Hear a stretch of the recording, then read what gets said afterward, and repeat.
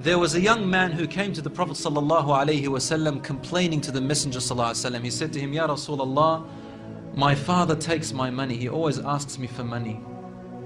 Rasul ﷺ said, well, call your father. He went to call his father. Jibreel alayhi salam came to the Prophet ﷺ in that time.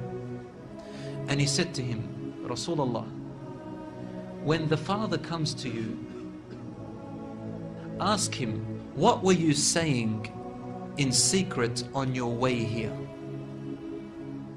Father was muttering something which his son couldn't hear. He said, ask him what he was saying.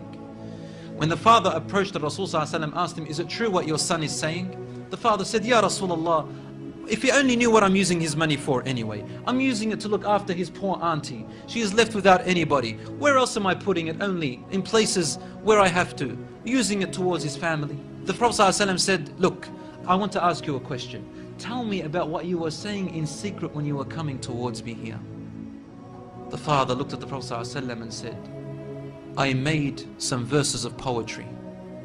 Rasul ﷺ said, please say them to me. And he said, oh son, I nourished you when you were a baby.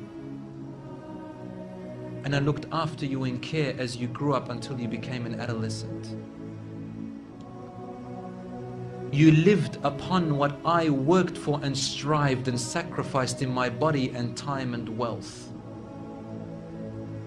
so that you may live healthy. Whenever a night passed you, when you were sick or ill or coughed, I was the first to be up, carrying you and looking upon you with my heart, afraid if an atom or a little breeze would harm you in any way. I could not sleep while seeing you sick until you slept, and then I slept. He said, when I used to see you sick, it was as if I was the one who was sick and ill, and so my eyes would always overwhelm with tears, but you never knew. And then he said, and when you finally reached the adulthood, which all my life I was anticipating and looking forward to seeing you become that. I mean, this is all he's doing, right? He's raising him, waiting for the day he's going to get married, the day when he will get his qualifications and finish, the day when he will get his skill, the day when he can stand on his feet, the day when he will rejoice, until you reach the day when I have all my life anticipated in my heart to see you reach and rejoice. You gave me a reward, and your reward was harshness and frowniness and mistreatment, as if I am the one who owes you and you owe me nothing.